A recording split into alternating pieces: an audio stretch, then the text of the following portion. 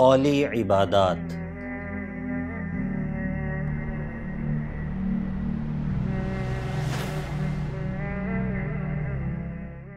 بسم اللہ، الحمدللہ والصلاة والسلام علی رسول اللہ وعلی آلہ وصحبہ ومن والا۔ اللہ تعالیٰ کے بہت بڑے انعامات میں سے یہ انعام بھی ہے کہ اللہ تعالیٰ نے انسانوں کے لیے ایسی آسان عبادات مقرر کی ہیں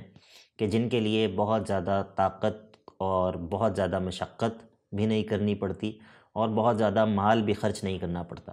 صرف ایسے دل کی ضرورت ہے کہ جو کہ اللہ کو یاد کر رہا ہو، اور ایسی زبان کی ضرورت ہے جو کہ حرکت کر رہی ہو، اور اس پر اللہ رب العزت بندوں کو بہت عظیم اجر و ثواب سے نواز دیتا ہے۔ ہم بات کر رہے ہیں قولی عبادات کی، جس کی کئی قسمیں ہیں۔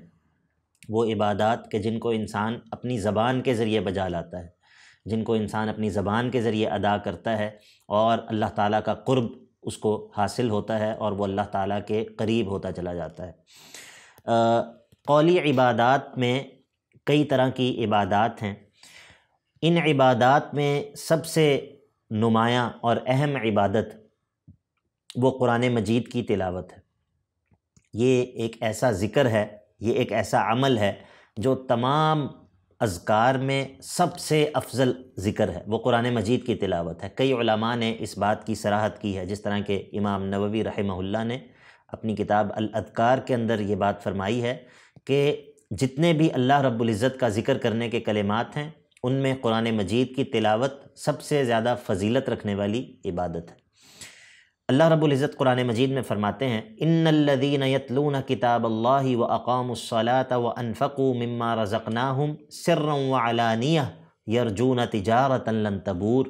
وہ لوگ جو کہ اللہ کی کتاب کی تلاوت کرتے ہیں، نمازوں کو قائم کرتے ہیں، اور جو کچھ اللہ نے ان کو دیا ہے اس میں سے وہ خرچ کرتے ہیں، پوشیدہ طور پر بھی اور ظاہر کر کے بھی، چھپ کر بھی اور اعلانیہ بھی۔ تو یہ وہ لوگ ہیں جو کہ ایسی تجارت کر رہے ہیں کہ جس میں کبھی بھی گھاٹا اور خسارہ نہیں ہوتا۔ تو قرآن مجید کی تلاوت قولی عبادات میں ایک انتہائی اہم عبادت ہے۔ اسی طرح اللہ رب العزت کا ذکر کرنا اور ذکر کے عام کلمات، ان کو اپنی زبان پر جاری رکھنا، یہ بھی ایک انتہائی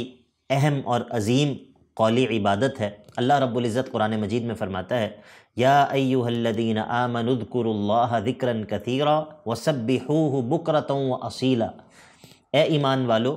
اللہ کا کثرت کے ساتھ ذکر کیا کرو، اور صبح اور شام اس کی پاکی اور تسبیح بیان کیا کرو۔ اور اللہ کے نبی علیہ الصلاۃ والسلام نے ہمیں خبر دی ہے کہ جو ذکر کرنے والے لوگ ہیں وہ اپنے اجر و ثواب میں بہت آگے نکل جاتے ہیں۔ اللہ کے نبی علیہ الصلاۃ والسلام نے فرمایا، سبق المفردون،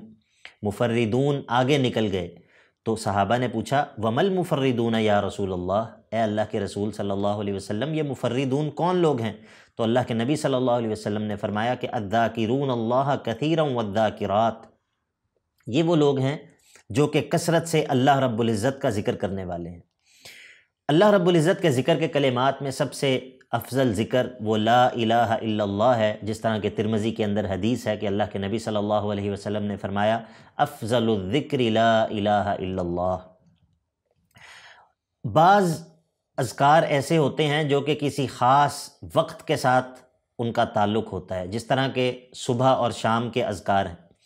اور بعض اذکار ایسے ہوتے ہیں کہ وہ بعض خاص اعمال کے ساتھ مرتبط ہوتے ہیں، جس طرح کہ نماز کے اندر پڑھے جانے والے اذکار ہیں، حج اور عمرے کے اندر پڑھے جانے والے اذکار ہیں، اسی طرح مسجد میں داخل ہونے کے، مسجد سے نکلنے کے، اور اسی طرح پورے دن کے جتنے بھی اعمال ہیں، گھر میں داخل ہونا، گھر سے نکلنا، اور باقی جو بیت الخلاء میں جانا اور بیت الخلاء سے نکلنا۔ تو بعض اذکار کا تعلق بعض خاص اعمال کے ساتھ ہوتا ہے، بعض اذکار کا تعلق بعض خاص اوقات کے ساتھ ہوتا ہے، اور بعض ایسے اذکار ہوتے ہیں جو کہ عمومی فضیلت رکھتے ہیں، جس طرح کہ الباقیات الصالحات، سبحان اللہ والحمد للہ ولا الہ الا اللہ واللہ اکبر، لا حول ولا قوۃ الا باللہ۔ اسی طرح جو درود کے کلمات ہیں، اللہم صلی وسلم علی نبینا محمد، یہ وہ اذکار ہیں کہ جو کہ کسی خاص وقت کے ساتھ یا خاص عمل کے ساتھ ان کا تعلق نہیں ہے، بلکہ انسان ان کو عمومی طور پر بھی چلتے پھرتے بھی انسان ان کو جو ہے وہ ادا کر سکتا ہے۔ قولی عبادات میں ایک اور انتہائی اہم عبادت وہ دعا ہے۔ اللہ رب العزت دعا کے بارے میں قرآن مجید میں فرماتا ہے وقال ربکم ادعونی استجب لکم، آپ کے رب یہ کہتا ہے کہ تم مجھ سے دعا کرو، میں تمہاری دعاؤں کو قبول کروں گا۔ ان الذین یستکبرون عن عبادتی سیدخلون جہنم داخرین، بے شک وہ لوگ جو میری عبادت سے تکبر کرتے ہیں۔ اس جگہ پہ عبادت سے مراد اللہ سے دعا کرنا ہے، اور تکبر کرتے ہیں کا معنی یہ ہے کہ جب انسان دعا نہیں کرتا تو وہ گویا کہ اپنے آپ کو بڑا سمجھ رہا ہوتا ہے، کیونکہ دعا تو عاجزی کا اظہار ہے، دعا تو اپنے فقر اور اپنے فاقے کا ظاہر کرنا ہے۔ انسان اپنی عاجزی کو ظاہر کرتا ہے اور اس ذات سے مانگتا ہے کہ جس کو وہ طاقتور اور غنی سمجھتا ہے، جس کو وہ قوی سمجھتا ہے، جس کو وہ دینے پر قادر سمجھتا ہے۔ تو جو شخص اللہ سے دعا نہیں کرتا گویا کہ وہ تکبر کر رہا ہے۔ تو اللہ رب العزت فرماتے ہیں ان الذین یستکبرون عن عبادتی، تو ایسے لوگ سیدخلون جہنم داخرین، ان کو ذلیل و رسوا کر کے جہنم کے اندر داخل کر دیا جائے گا۔ یہ دعا ویسے تو انسان کسی بھی وقت اللہ رب العزت سے سوال کر سکتا ہے، لیکن بعض ایسے اوقات ہوتے ہیں کہ جن میں دعا کی قبولیت زیادہ اس کے امکانات ہوتے ہیں، اور وہ قبولیت دعا کے اوقات جس طرح مثال کے طور پر رات کا آخری پہر، کہ جس وقت اللہ رب العزت خصوصی طور پر آسمان دنیا پہ نزول فرماتا ہے اور بندوں کی دعاؤں کو قبول کرتا ہے۔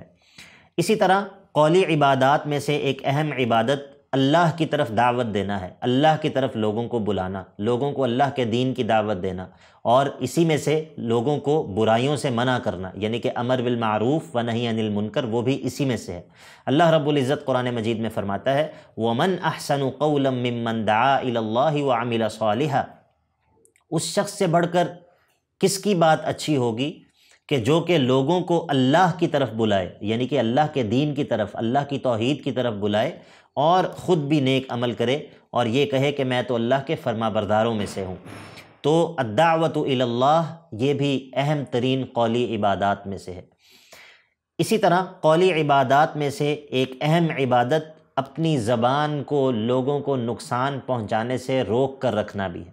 کہ لوگوں کو انسان اپنی زبان کے ذریعے تکلیف نہ پہنچائے۔ اللہ کے نبی علیہ الصلاۃ والسلام فرماتے ہیں من کان یؤمن باللہ والیوم الآخر فلیقل خیرا او لیصمت، جو شخص اللہ پر اور آخرت کے دن پر ایمان رکھتا ہے اس کو چاہیے کہ اپنی زبان سے یا تو اچھی بات کہے یا پھر وہ خاموشی اختیار کرے، اپنی زبان سے وہ لوگوں کو تکلیف نہ دے۔ تو اگر ایک انسان لوگوں کو تکلیف نہ دے اور خاموشی اختیار کرے تو اس کا یہ خاموش رہنا بھی اس کے لیے عبادت بن جاتا ہے۔ تو یہ وہ چند اہم قولی عبادات ہیں کہ جن کے ذریعے انسان اللہ رب العزت کا تقرب اور اللہ رب العزت کا قرب جو ہے اس کو حاصل کر سکتا ہے۔